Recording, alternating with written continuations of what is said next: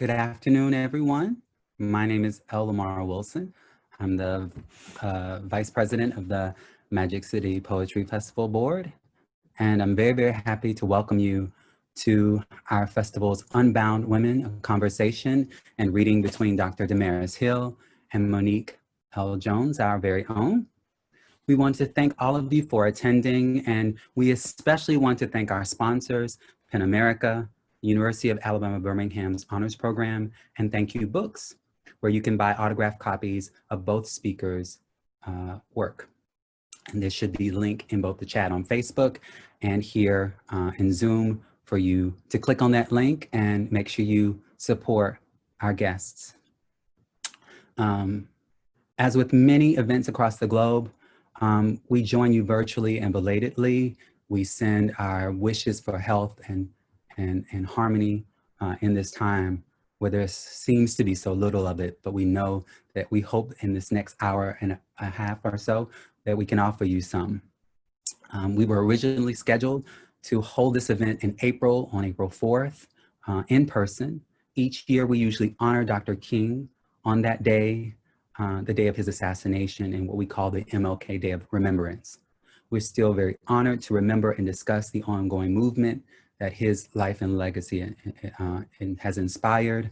And it is of note that in 1964, this week, 1964, he was the youngest then at that time recipient of the Nobel Peace Prize. So it's fitting that we bring these two guests today and others to share with you their work in his remembrance.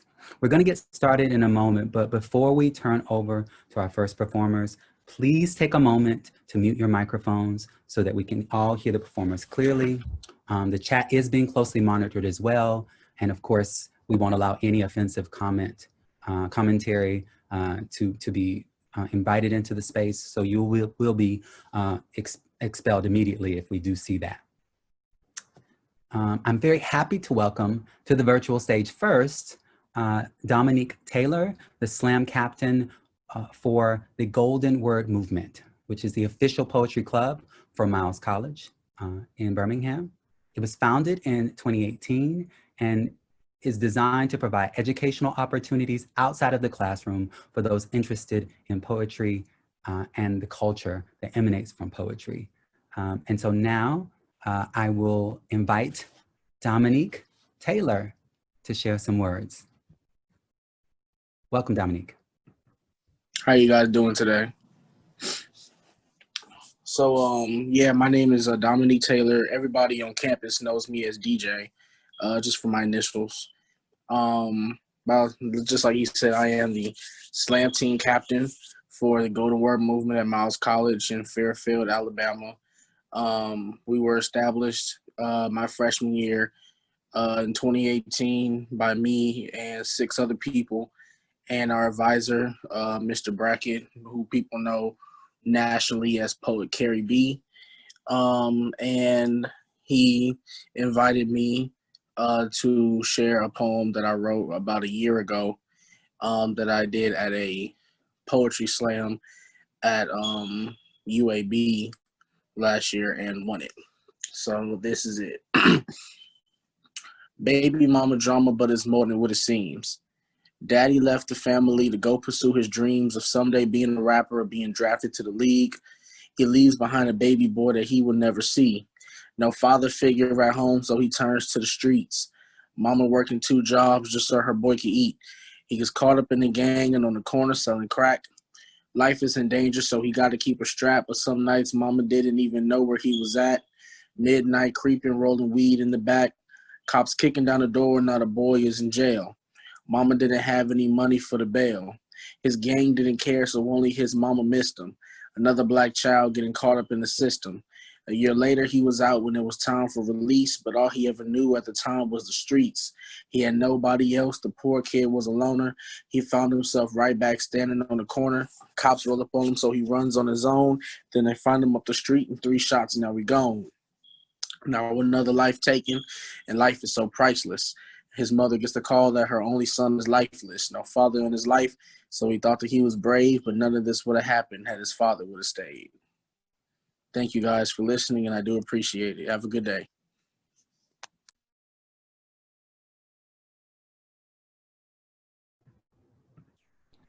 Thank you, DJ, for your powerful poem and for sharing your heart.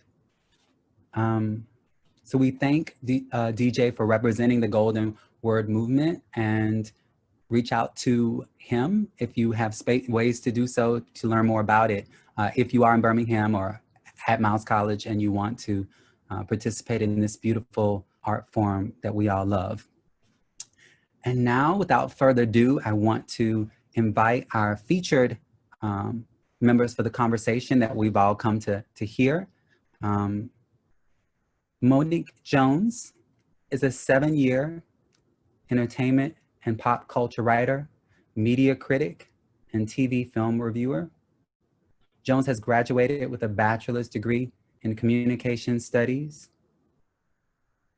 from the University of Alabama at Birmingham, and has written for ShockYa, TV Equals, Racialicious, Black Girl Nerds, The Nerds of Color, Tour, Ebony, Entertainment Weekly, SlashFilm, the Birmingham Times, and the Miami New Times. She also writes about pop culture and media as it relates to race, culture, and representation at Just Add Color, which you can find at colorwebmag.com.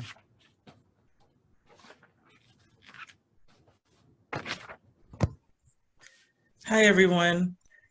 So today I am reading a bit from my book. I was thinking about what I could read that could correspond with DaMaris's book. And I thought that one thing that would be pertinent is how Black women are bound in how we look as well as how we act.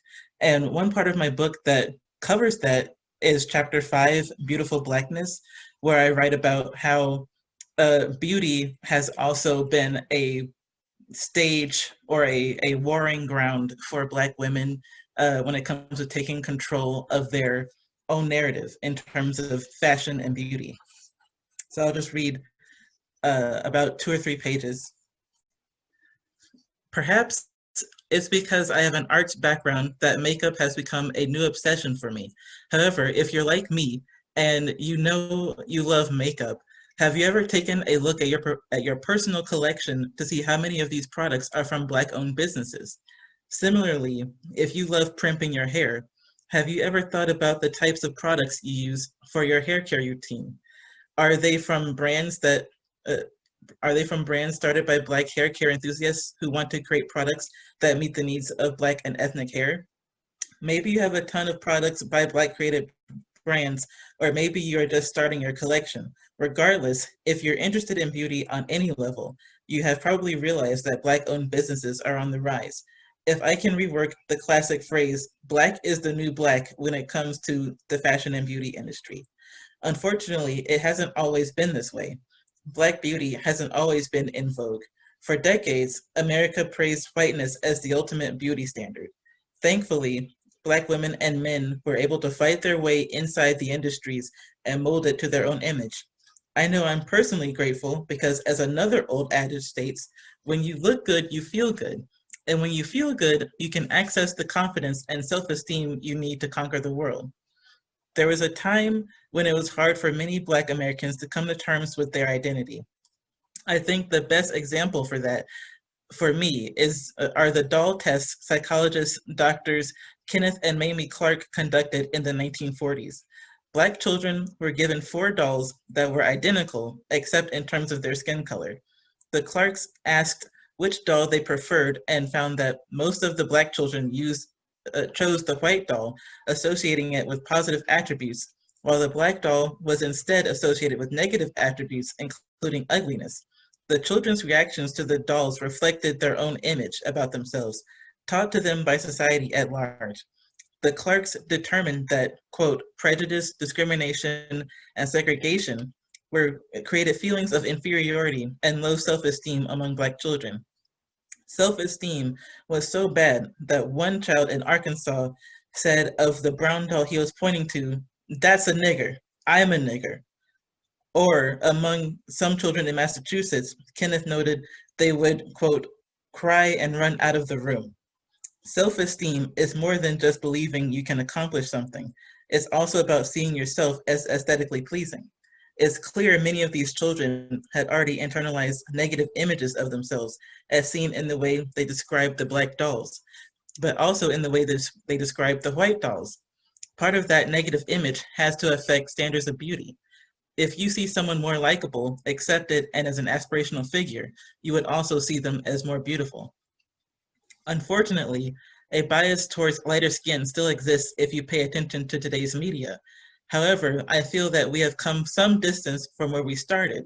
For instance, Black dolls weren't even being produced at the time of the Clark's original tests, so they had to paint a white doll brown for the experiments.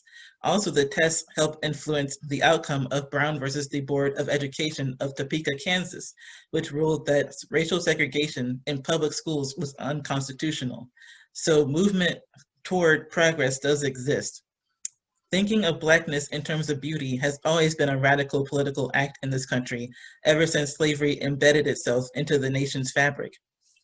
As you can infer from the background above, there was a time when thinking a Black person was beautiful was potentially laughable. Case in point, the Tignon laws the set of rules enacted in New Orleans in the late 1700s that prohibited Black women from showing their hair. As the Tignon laws illustrate, people were very much aware of Black style, but had to admit that a Black person was beautiful was controversial and even indecent. So it comes as no surprise that the popular saying, Black is beautiful, has been seen as a revolutionary statement in the past. Instead, the statement should be interpreted as meaning Black people are just as beautiful as anyone else. A Black person can choose how they want to express themselves regardless of what others say. That's the essence of Black is beautiful.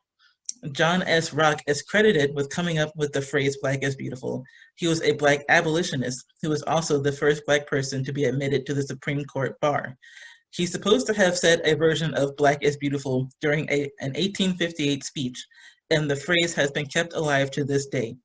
In each generation, the phrase takes on a different layer of meaning. In my opinion, during the 60s and 70s and decades beyond, the phrase has been used to signify Black beauty and the Black beauty industry as a political statement. Thank you.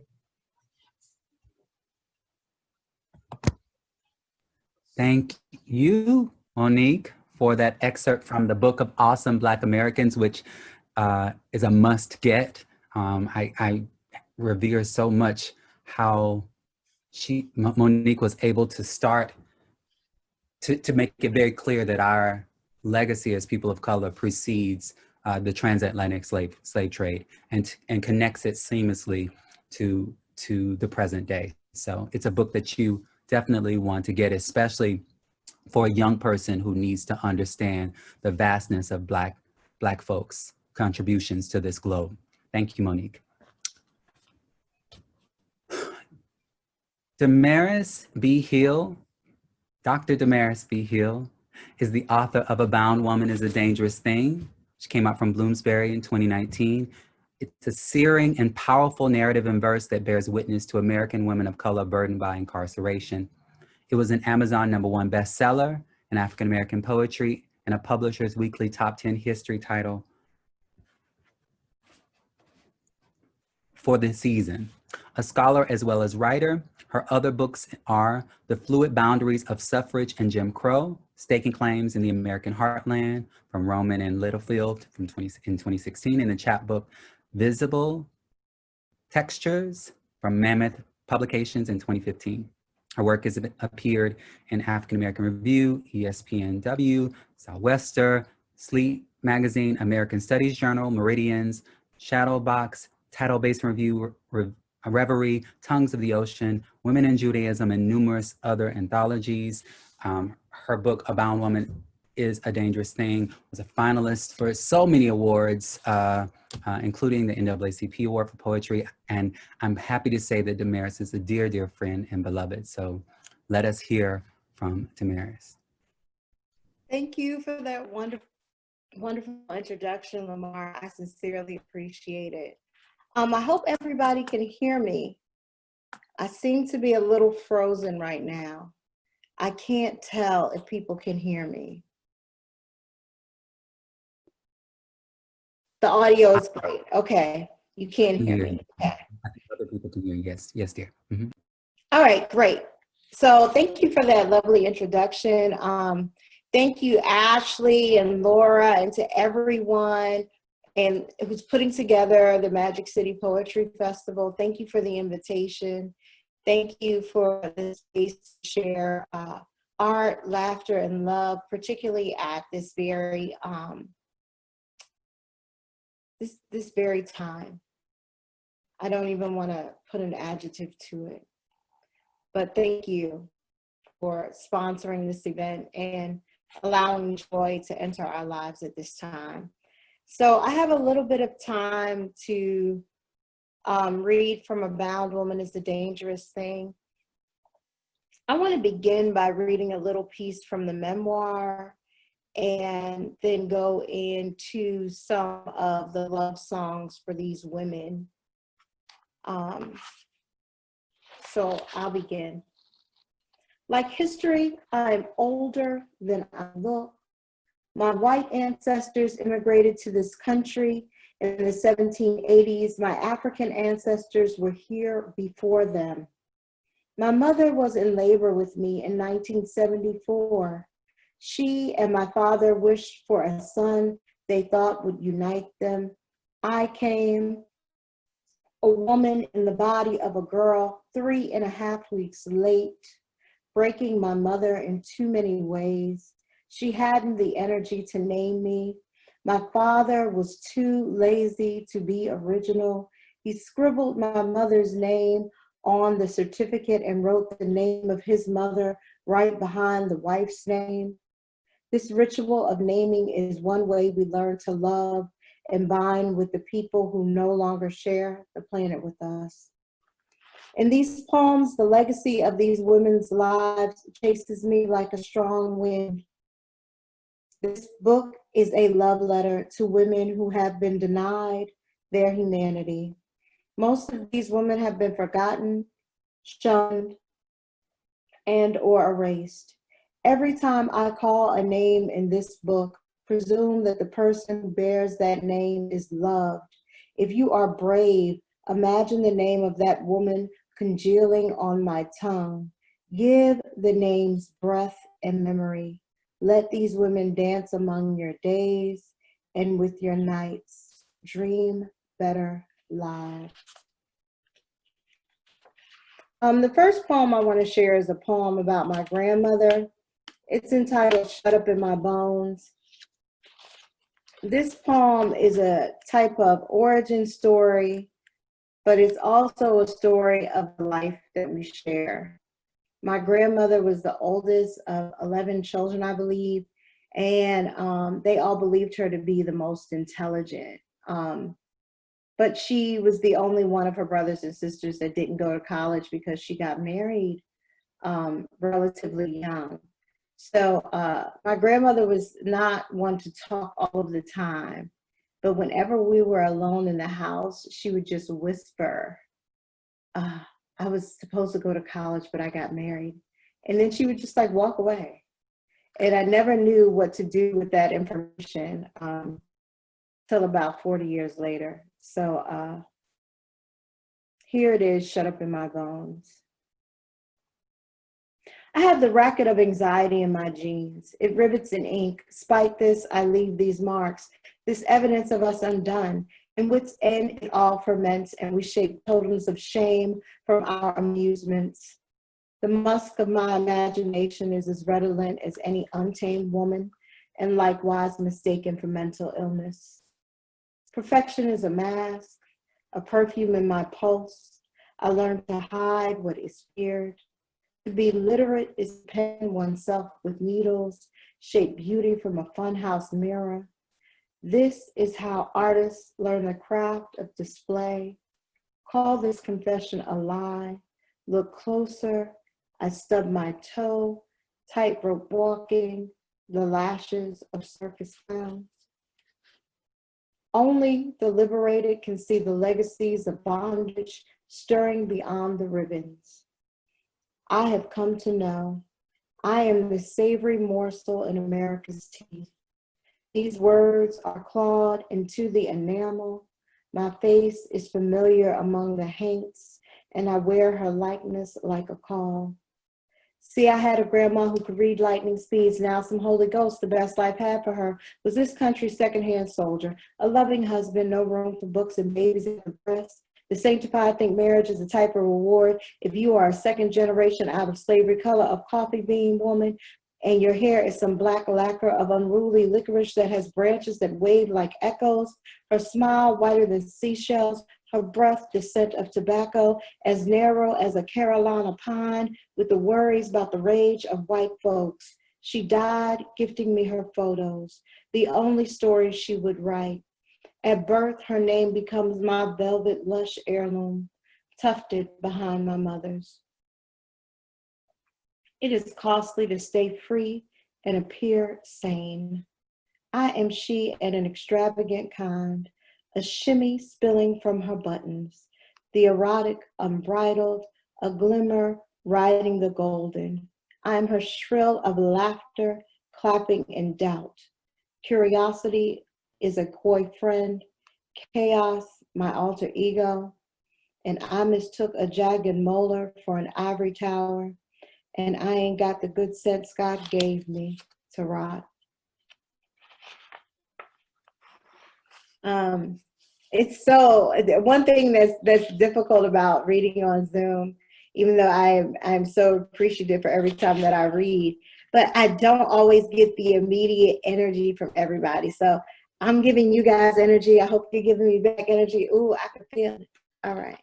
I can feel it like I hear the Jeopardy song. I feel it coming on. So another poem that I want to read for somebody that was important to me is an echo poem from Miss Lucille Clifton, and it's entitled Study the Masters. Study the Masters. I do as you say, study the masters. I glean close, your handiwork of words, the discipline you command. All that is huged and hinged with hope are pressed into me. I glean closer. I chant you in form and line. Call America, the iron musk of her words, the clamor of rickety German and loose Latin always seem to crowd the ear, collect moist in the eye. So this book, A Bound Woman is a Dangerous Thing, was initially conceived of as just being a poetry book entitled Bound. And the reason I chose Bound is not only for the connotation of incarceration and fettered and oppression, but I also chose Bound because it's a multiple entendre that means demarcation or to write, or bound in a book. It also means bound in terms of kinship, in legacy, and in love. And it's actually, I'm sorry, and finally it means, well, not finally, but it also means to spring forth and to jump out of. And so I think all of the women in this book, they have a dual story. They have the story that the society or America attempted to write for them. And then they have the story that they sprang from and the ways that they created themselves. And also I wanted to say that, that the positive connotations of love and being bound in legacy and with a pen actually resonate more with me than the negative connotations. So I like to read poems about women from the geographic area. So I'm definitely going to read this poem that I have for Ruby McCullum because she is from around the Gulf area, and we know that that's close to Alabama. Ruby McCullum's story is very unique because she was a married woman who a very powerful white doctor found affections for and was interested in having her as a paramour. And which means that he was actually choosing her to be his concubine or a type of life partner as a Black woman, because he felt he had that right to do that as a powerful white man at the time. So he ended up dead on his on the floor of his office. Now, I'm not saying that Miss McCullum did that, but I'm saying that some people are committed to their freedom. Ruby McCullum. They lie.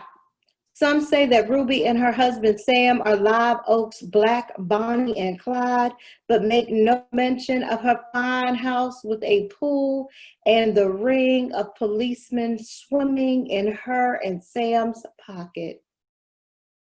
I swear, between Alabama and the Gulf, it's hard to keep anything out of a gator's mouth, out of a raccoon's grip. Some bandits are dirty as the devil, crawling into the yard, reaching. Greedy bandits treat an open window as an invitation. You can find them fat and splayed, sultan kings crisscrossing your satins. They reach, clawing you close, whispering paramour, threatening to tear any Black man to pieces. These are the ways he is going to disrobe you, fit you to bear his rascals. A raccoon never retreats, not for threat of bait or broom. They will run you ragged, race. Ever wake to find yourself prostrate on Dr. Adams' floor, dressed for church, praying for a prescription or some poison? Ruby needed a bit of something to rid her of the little rascal scratching inside. No, who else would she call when a critter insists on living within her walls? So God bless Miss McCullum. God keep her. I also want to read a poem to Fannie Lou Hamer. I am unsure about how much more time I have left. Let me check in. Okay, I have a little bit of time left, right? Let me see. Yes, I have a little bit of time left. All right.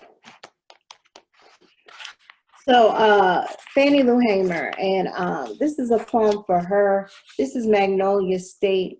And what I tried to do with this poem is incorporate many of the songs she used to sing as she was attempting to garner people to register to vote and liberate people from the conditions that they were living in.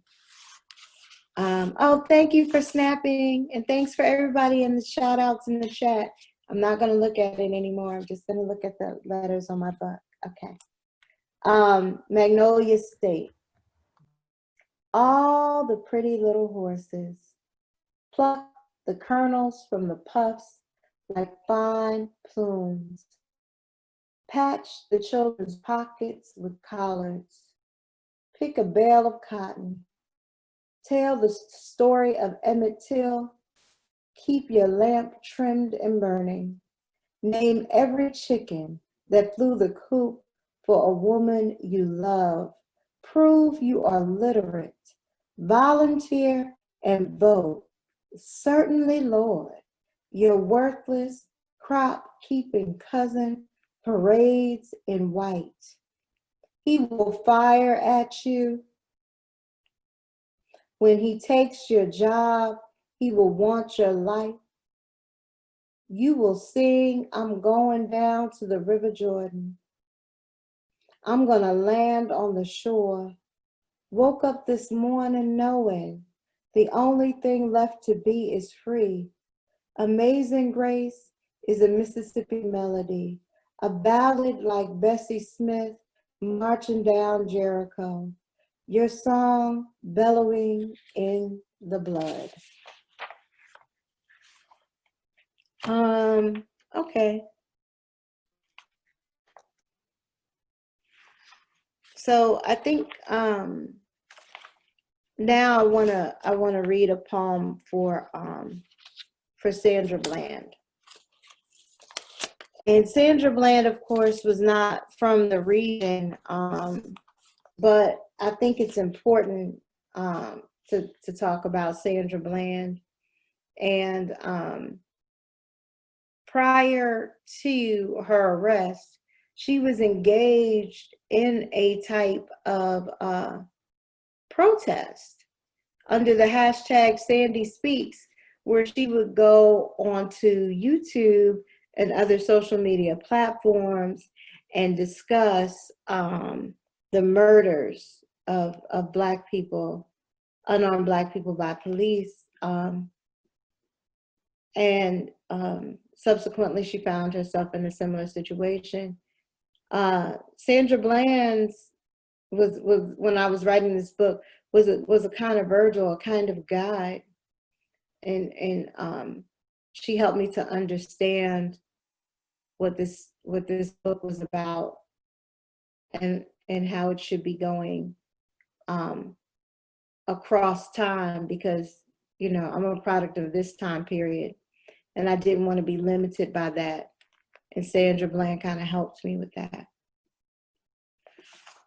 Sandy Speaks, a choral refrain. It could have been me, with 3 degrees creased into the front seats, bits of the Constitution in my veins like Braille, the declarations tattooed inside my eyelids. How many times did Sally Hemings have to hear about them and affirm the tiny ego of time before he bears himself to his brothers, collecting their boastings, forgiving his debts? It could have been me. Like Sandy, I would have missed them dashes in the road, the ways I skirt around corners under the cover of sun. I, fleeting an interview, happy to have some means, pockets fluffy with promises. It could have been me, listening to gospel, the lilts in my throat, running in a marble fog above my lips. My car would be all clouds, a heaven shaved with blue and red lights. It would have been me, my eyebrows high, my voice low, questioning Encenia about his bidding. It could have been me, a Black woman, the color of Oklahoma clay, a policeman pretending to be some cowboy. Sandy had been in Texas but a day. How long had he been hunting for one like her? Encenia seen this in his mind. It was a means of forgetting the woman that refused to love him and the Black man she clung to. In this vision, he is a rodeo-style hero. Sandy is a rogue rascal. He holds out his tongue to the shower of coins and praises. A Black woman without a job owns her dignity. Did his fantasy desire that too? He minded out of her back with his knees. History told him that he could squeeze gold from a Black woman's wrist with iron cuffs. Is that why he braided the noose to resemble a lasso? I have a few more minutes. I want to read a poem for Harriet Tubman. And this poem is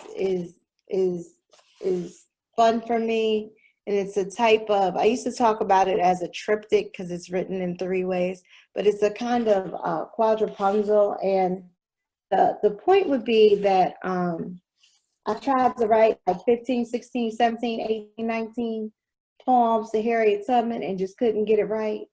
But I couldn't get it right because Harriet Tubman couldn't be found geographically. So why should she be located and marked on the page? And in order for me to locate her and mark her on the page in those geographic locations, I had to emphatically trust the historians that said she was there. And I'm gonna tell you right now, I don't always trust history. I don't trust all historians. I trust some. I don't trust all historians. So I had to do something different. So I'm gonna try to read this two ways. I think I'm gonna try to read it like the regular way, and then I'm gonna read it. I'm gonna try something different today. I'm gonna read it backwards, but I'm gonna start from left to right and then go down. Nope, I'm gonna do it this way. I'm gonna read it the regular left to right, up and down, and then I'm gonna start from the bottom left and read it across to the right and come up. I'm gonna try that. All right. Harriet is holy. Lick a thumb, hold hands to the wind. What is it about? Water, women. Take me, Miss Tubman, in tow. Her instructions make my mark. X, a river, be as faithful as daughter of Eve, mother of Cain. Her face, a rainbow wonder. Her smile, a collection of stars, of springs, between water, between women, be no mysteries. I know of no man stands, waist deep and wet in these crossings. Mossy riverbeds like braille fold in her feet. This woman needs these sweet waters in her palms. Thousands call her Moses. Ask the stars, even Jesus needed a John the Baptist with arms wide. Her, she in the intersections, she be revolver rescue. She be revolver rescue, she in the intersections with arms wide, a John the Baptist, even Jesus needed. Ask the stars, her Moses, call thousands in her palms. These sweet waters this woman needs, fold in her feet like braille. Mossy riverbeds, these crossings, waist deep and in, stands. I know of no man, be no mysteries. Between water, between women, of stars and of springs, a collection, her smile. A rainbow wonder, her face, mother of Cain, daughter of Eve, as faithful as a river be. X, my mark, her instructions make, take me, Miss Tubman, in tow. Water, women, what is it about? Hold hands to the wind, lick a thumb. Okay, so I have time for one more poem. And I keep turning to this poem, and I wasn't going to read it, but I'm going to read it now. So I'm going to read Revolution for Assata Shakur in 1956. And this is a Black girl poem. This is me imagining who a Black girl has to be in order to become a freedom fighter for all. And it's important that I read these two poems about Harriet Tubman and Assata Shakur back to back, because for me, their lives parallel. These two women, above all else in the book, taught me that freedom is not an individual engagement. It's all or none. You have to believe in freedom for all. That's the only way you get to be successful. Harriet Tubman got to die peacefully in the elder care home that she started for her parents. And Asada Shakur, I hope she's somewhere right now having a drink, dancing with some beautiful person, and living her best life in Cuba. So it's all or nothing, and I thank them for that example of how big love should be if it's gonna intersect with freedom. Revolution, Assad in 1956. Revolution ain't a date in a history book. It's an ivy that thorns, a lily that pricks. It stings like the splash of a copper-colored girl running in a skinned knee, ruining her Easter dress. Revolution is the taste of honey and the revenge of the hive. Who has the time to watch swarms die? Revolution ain't got a thing to do with facts. It is all faith. Revolution is not a sweet tooth craving. It is a long fight clouded in fear. It is hundreds of hornets. It is family hunting you. Revolution is something that follows. It's a relative that rings you round the elbow, a human leash to snatch you from dreaming. The last time I saw Revolution, she was being dragged. The faces of her toes were screaming. Revolution ain't a promise you remember. It's a shriek that damns. It's the sand gripping your hair. It is sand brushed into your eyes. Revolution is jumping into the ocean with your eyes wide open because you are never sure if the bees can swim. Revolution is drowning in chiffon. Revolution is the silk that wouldn't stay out of your nostrils. Revolution is what wouldn't be weighed down or let you go unless you left the water. Revolution is the dazzle of the beads and the buckles of your shoes collecting salt beneath waves. It is choking. It is the lace snagging from your socks and your hair bows snaked across a neighbor's lawn. Revolution is what shames the weary, biting grace. They are the welt waiting to redeem you, the wheel waiting for you in a loved one's grip. Thank you so much.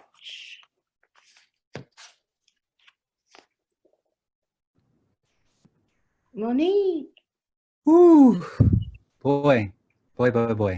That was amazing, my dear. Thank you. We need to be still. Peace, be still. We're gonna invite back into the space a member of the Golden Word Movement. He serves as the group's media specialist. His name is Amir Bates. Amir, are you with us now? If you are, please unmute and come forth and share. Hello. Welcome. I just want to make sure everyone can hear me.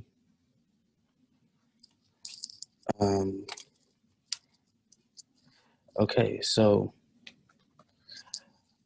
I just wanted to first thank everyone for allowing me to come up into the space. My name is Amir Bates. I serve as the Golden Word Movement media specialist and or photographer. And I just wanted to come share a few pieces with you.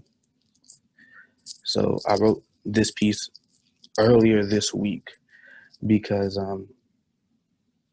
I wanted to just get a feel for not just me, but a lot of different things that I see in our communities and all throughout history, and being inspired by my mentor. So this piece is called, I guess. So I guess that history is mimicking a broken record. There is nothing new under the sun, they say. See, now it's crazy how we prophesied the genocide of our melanated people. New, still abused, ever never created equal. So they square uproot our trees, box and ship us across the 7 seas of death. then curse and caress the room of our mothers like dinner. For she is hardy. You call her equal to an animal, only caring for breast and thighs, feeding for the honey that she carries underneath all of it, diminishing her light, for night lights come when your pure right has left, so left my hand and cast your wad away from me. For the spring of your hybrid offspring will be looser than the noose you choked me with. And to a dead history, you made sure I forgot. So there's nothing new under the sun, you say. Now this history will continues. Mimicking a cadence of dead chariots, we always walk around being hopeless. So when will this history never continue? That was a guess.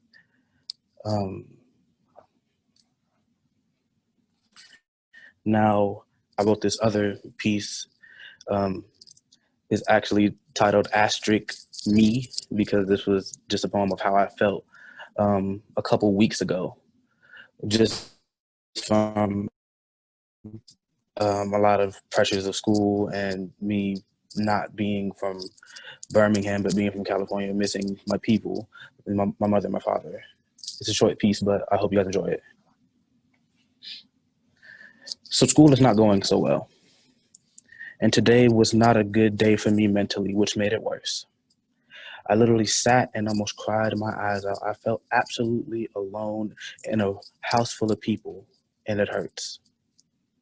I'm incarcerated in my own heart and mind. No one can see these inner tear lines making a map to my brokenness.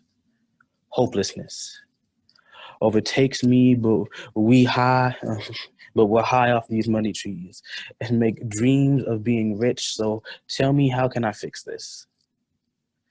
A broken clock ticking with time that will never tell me where I can find the lines to read all the inner poems I have to share with you.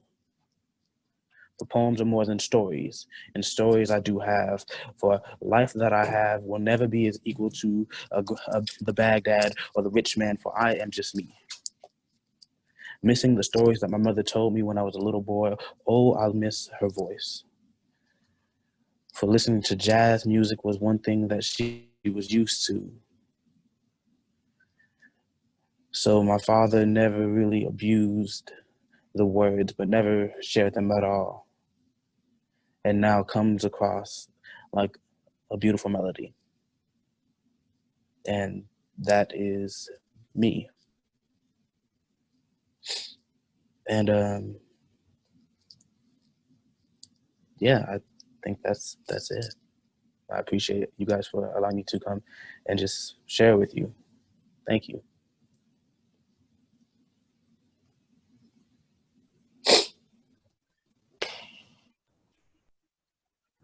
Thank you, Amir.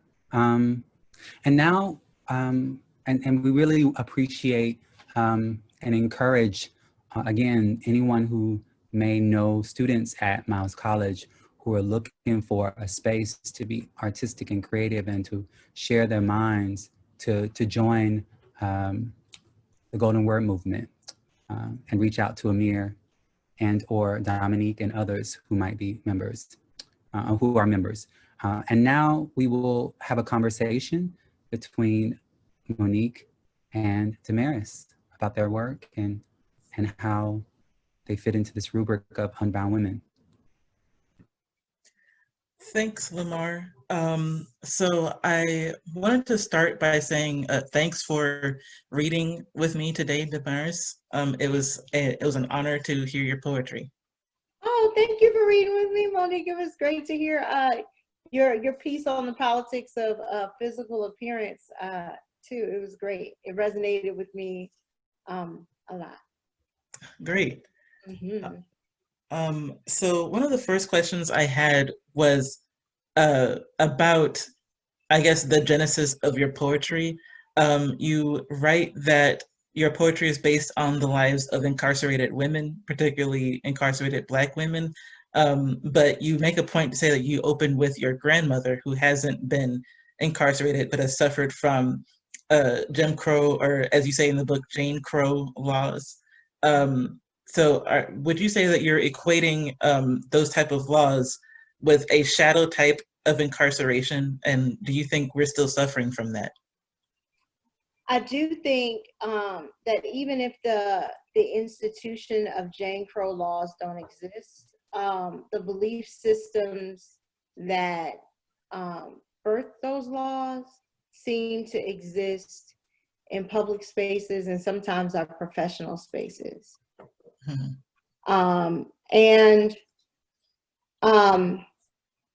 Even though this book was, I don't want to say inspired, but did come from a source of concern about incarcerated women. I look at incarceration very much so as a public health concern and threat. Mm-hmm. I also think racism is a public health concern and threat. Poverty is a public health concern and threat. And what I noticed when I was researching and trying to understand the surge in women and incarceration is that most of the women that are incarcerated live in extreme kind of poverty, Mm-hmm. make less than $20,000 a year, and may have 2 or more children, right? And so these are not choices about criminality, but they may be choices about survival and human rights, right? Mm-hmm. And how to live. And so when thinking about all the ways that just living may be restricted, the book kind of evolved in that way. Mm-hmm. That brings to mind some of the people in my book that I have written about, and just some of the research that I've done. Particularly, you did mention, why am I blanking on her name right now? But the woman that was, listed as Thomas Jefferson's quote unquote mistress, even though that wasn't what she was. Yeah, Sally Hemings. Thank you. She was incarcerated in her slavery and in the fact that she was forced to be with this man before she was even of age. She was Right. A preteen. Right. And so that type of, I don't know if lineage is the right thing to say because it kind of denotes positivity, but that kind of, I guess, history that is a part of Black women, that kind of feeling of being incarcerated all the time, even in your own body. How do you think we should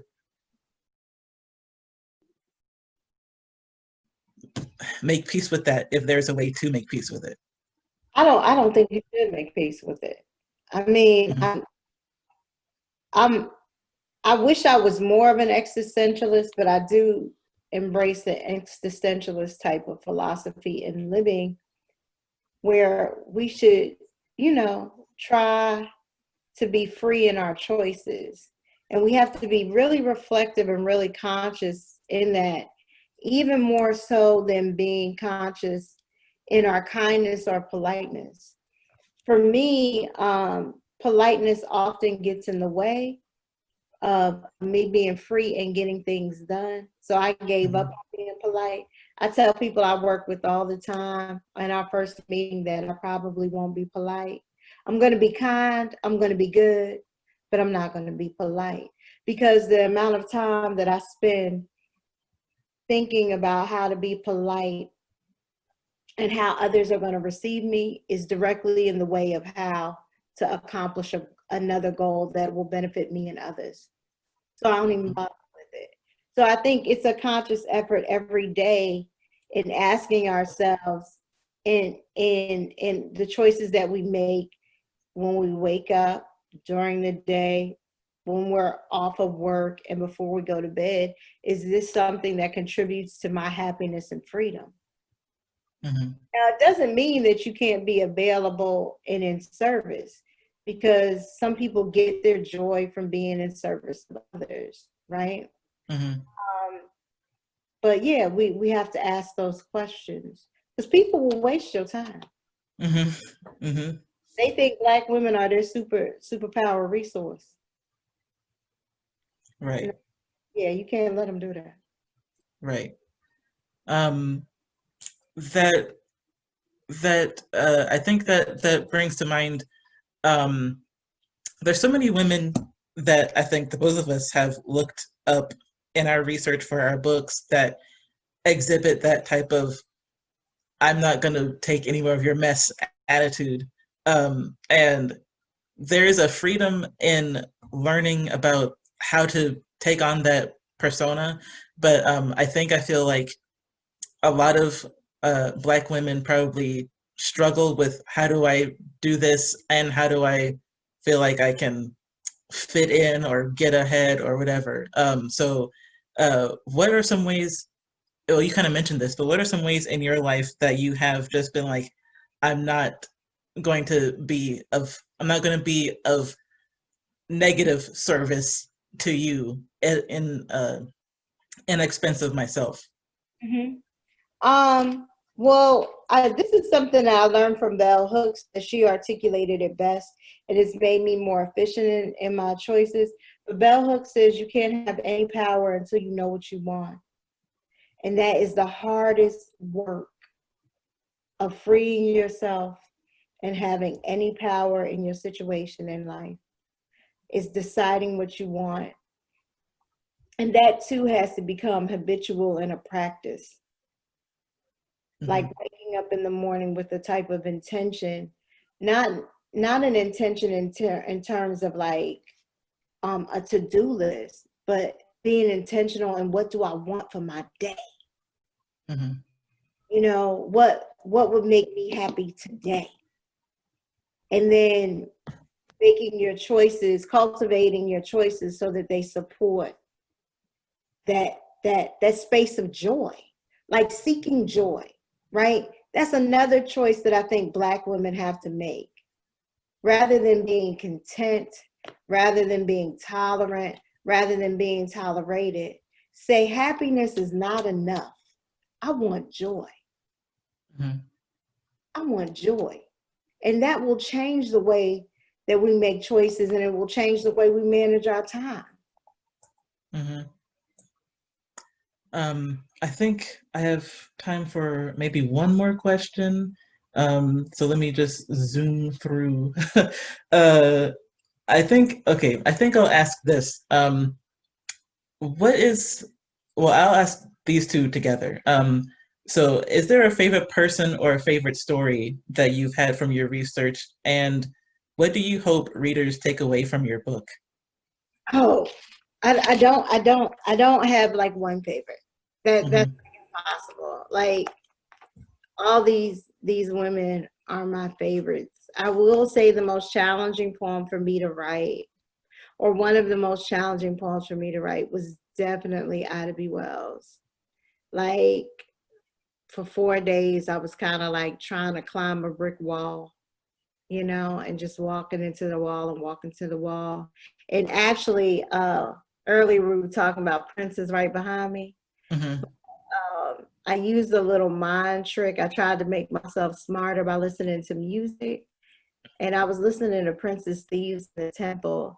And we know that that lynching, the shadow side of lynching, or the other gendered side of lynching, is that Black women were also being raped en masse.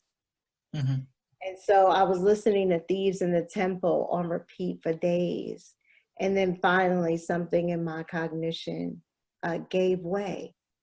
And I had a level of freedom where I was able to start to create that poem in a way that I felt reflected Ms. Wells personally and her contributions to resistance. I don't know what I want people to take away from the book. I'm not thinking about everybody when I wrote the book. Mm-hmm. I was thinking about my niece and my granddaughter that is not yet conceived, not yet born, and already loved. I needed them to know that there were women out there that did not live in the prescriptive and somewhat harmful and encroaching ways that people expected them to live, that there are alternatives.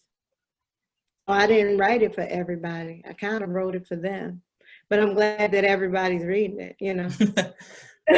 Right. I'm happy that other people decided to read it, but I wasn't thinking of everybody when I wrote it. Mm-hmm. Well, that, you know, that's actually kind of when I was writing my book. I, like you said, I'm glad everyone is reading it, but the reader that I specifically wrote for was basically someone who would be like me many years ago when I was a kid, just looking up stuff on the internet, trying to figure out who am I, how do I learn more about myself and my Black history. So I think it's important that I think the works that speak the loudest are the works that are written for a specific person in mind, for a niche audience. And I think those are the works that have the most, they have the most freedom to say what they want to say, I feel like. So it makes perfect sense that your book is was developed in that way. Thank you. Thank you. Oh, go ahead. No, I was wondering, are we gonna, well, shoot, I'm gonna ask you another book. Okay. So I like that you brought up the internet because, you know, I'm kind of way old. So we didn't have the internet when I was younger. So this information was even harder to collect. Like, you really had to do some time in the library, which I enjoy. I love spending time in the library. The way it smells, it's all musty. I love it. Mm-hmm. You can tell it's a good book if it stinks real good. That's how you Yeah. tell. But when you were writing your book, and these were things that you were finding on the internet, did you think that you were like writing a letter to your girlhood self, or did you see your girlhood self, like, did you envision her sitting next to you? Like, how did that process go with you communicating with your Black girlhood self?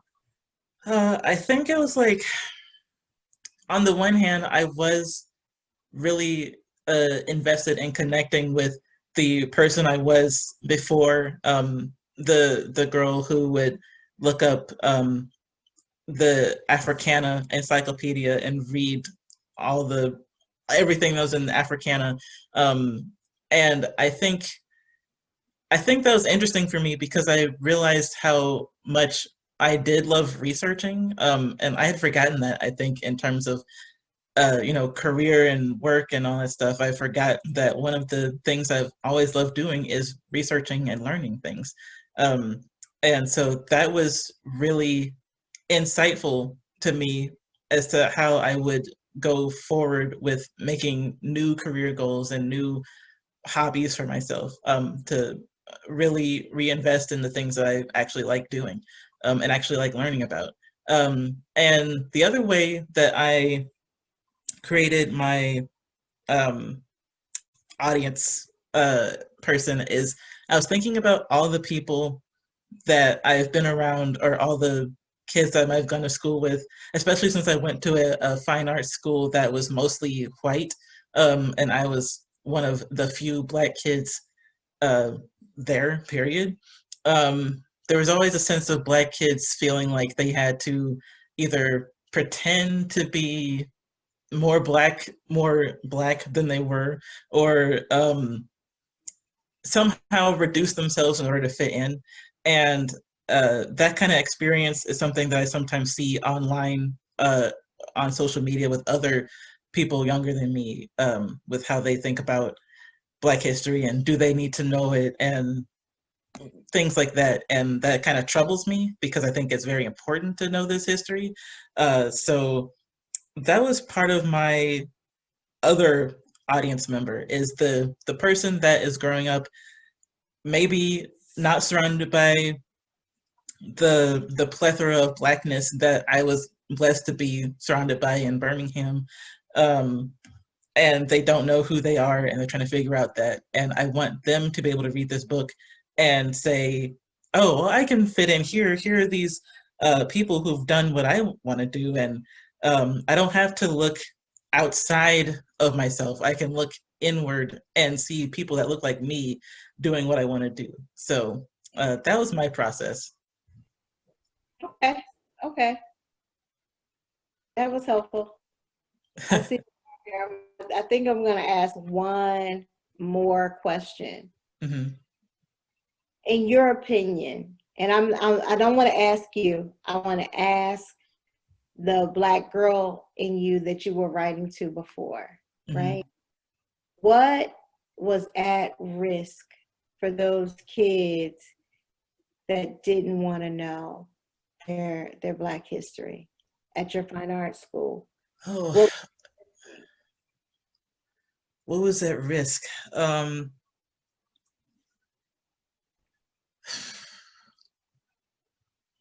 I think what was at risk for them is wow, how do I say this in a PC way? No, girl herself. I don't want to hear it in a PC way, because that PC and that politeness is going to get in the way of the truth. Right. What's okay. What's at risk is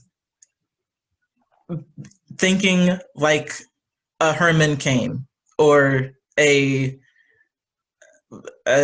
what they might say Uncle Tom or something like that. Like, I think what's at risk is not knowing who you are at all, and not only not knowing who you are, but to denigrate it along with the rest of white supremacy in America, and to believe that what you see on TV and even in books is correct when it's not. I think that I totally agree. mm-hmm. That's at risk. But what else you think? You think that? What else? I'm sorry. I think that it's important for people to know what America was founded upon, because America, I mean, first of all, you have the Native Americans who were nearly wiped out.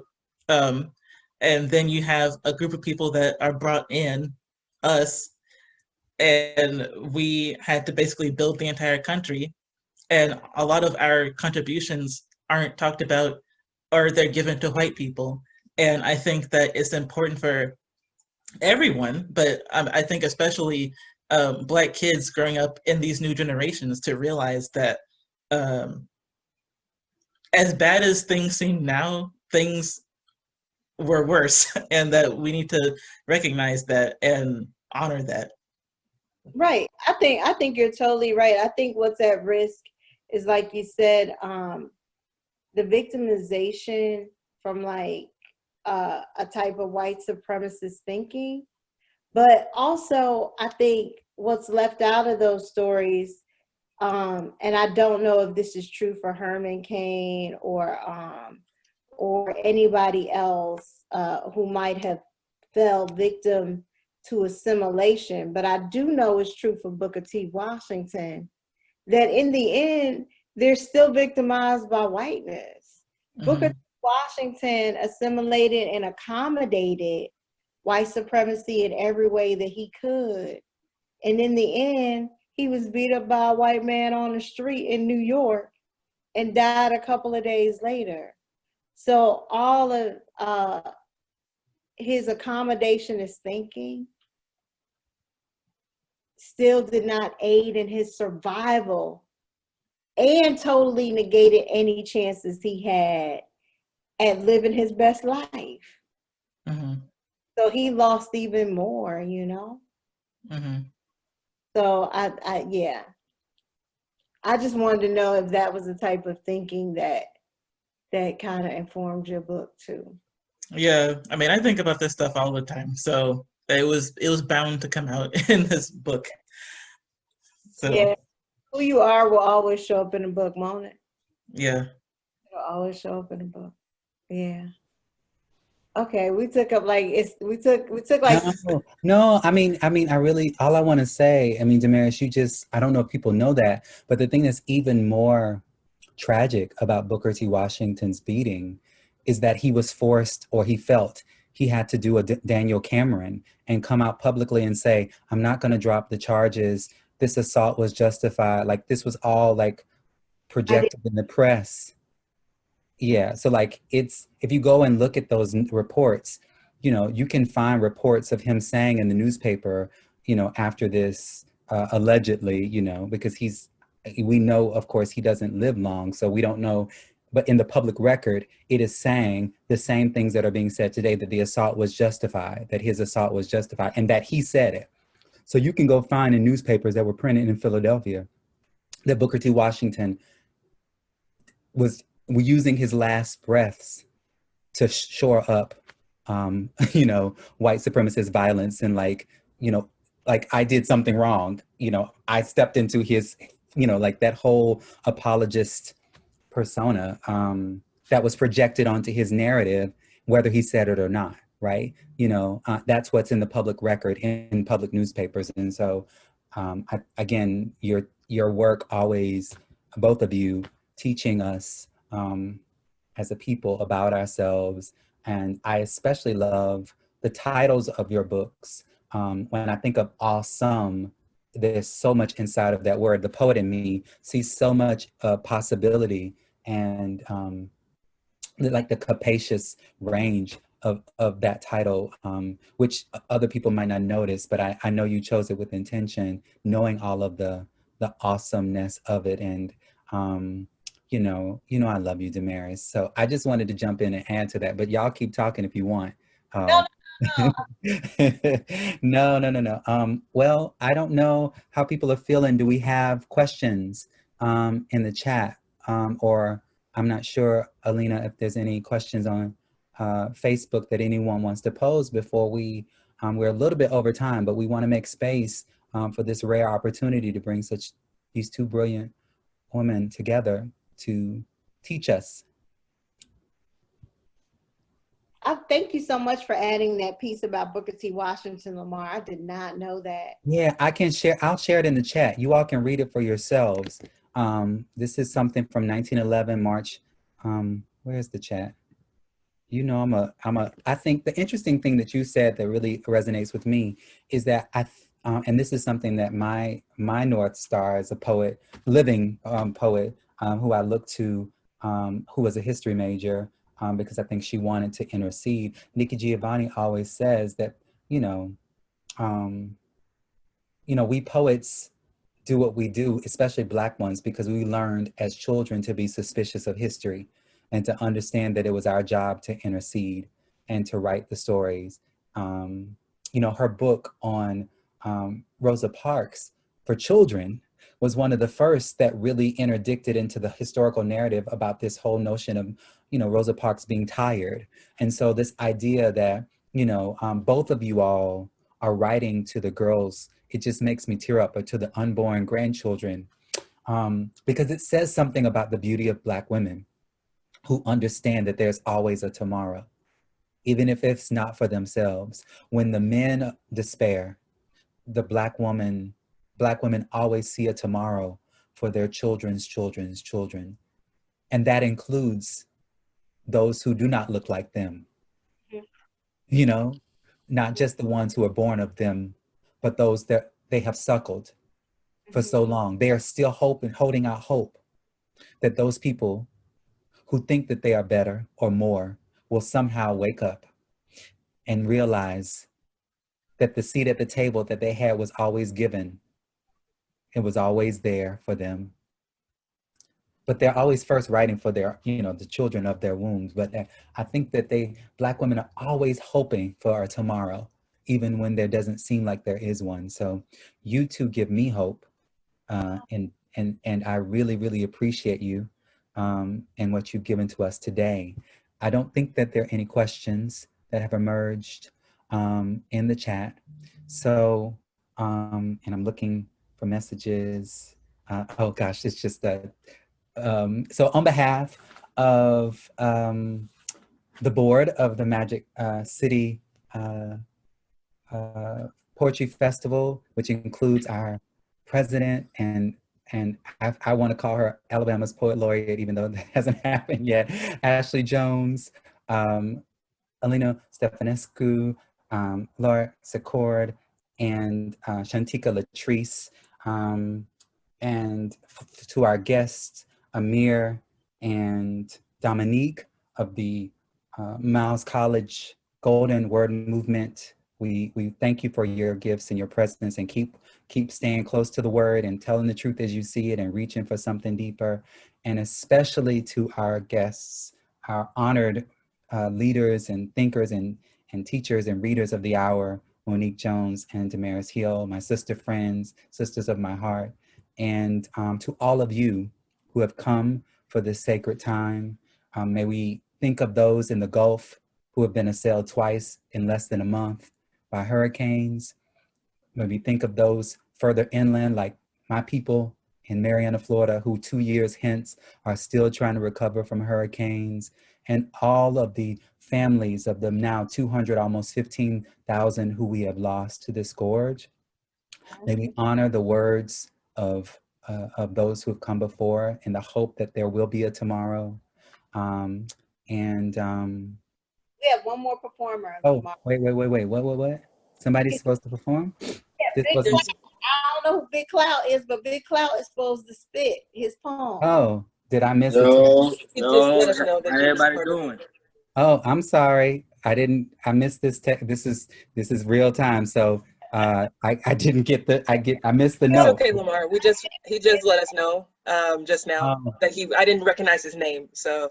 Oh, well, Big Cloud, you got big shoes to fill with a name like Big Cloud. You better bring it. All right, man. All right, everybody can hear me? Mm-hmm.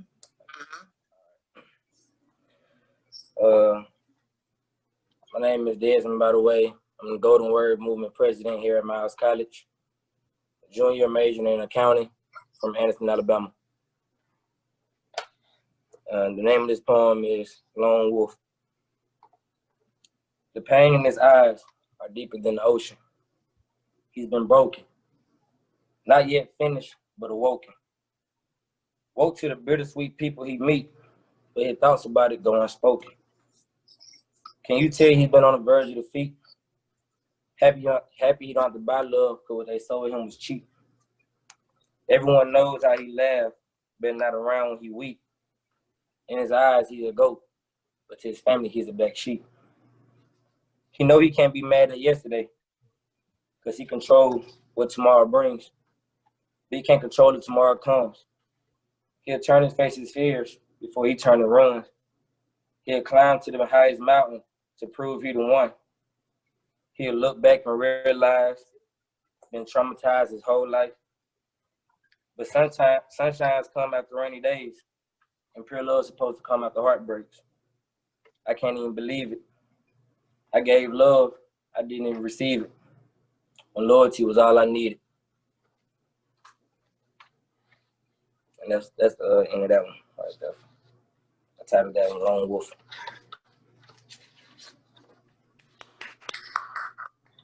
All right, Big Cloud. All right. Can y'all still hear me? Yes, we can hear you, bruh. I have one more. All right, we ready. All right. I don't know if y'all can see me because I'm in my notes on my phone, so I don't know if y'all can see me still. But deep in thought, you let your emotions start to scar you. She like to dance. She'll hit a bar or two. She in school by day. She got dreams of getting far too. Staring off in space, but baby, you can be a star too. She's been devastated. Wondering if life will she make it.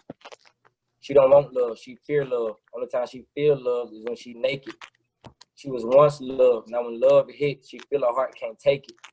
So to cope with pain, she find peace in the bottle, turn up and get wasted.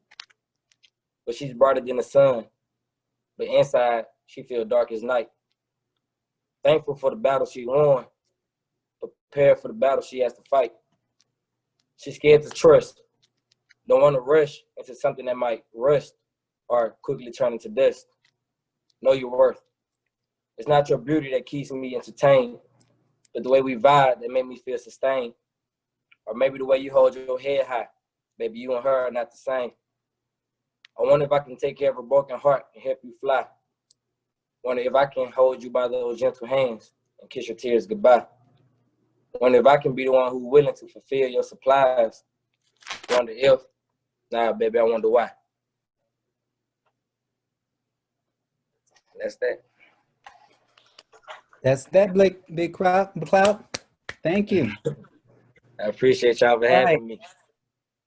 All right, thank you for making sure we knew you were in the house. Sorry that I didn't see you. I won't leave until I perform now. I got in the chat like, wait, one more performer. Okay. All right. Well, we glad that we got to hear from you, bro. All right. So, thank you. Of course, blessings. So again, thanks to Big Clout, DaMaris Hill, Monique Jones, Dominique Taylor,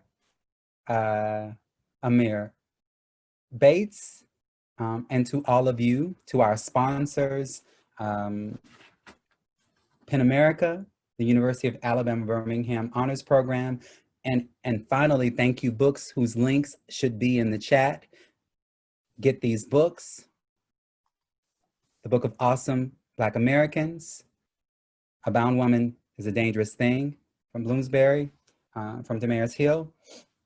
And we will have our next virtual event on November 7th with Camille Dungy.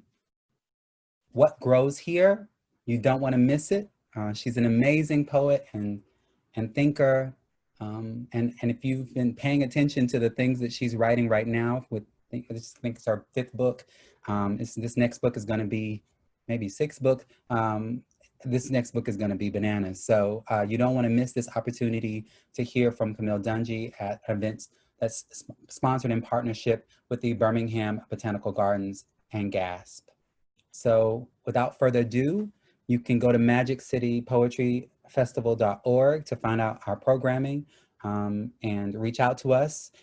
Please take care, wear a mask, wash your hands, think of others, not just yourself as you move through your day.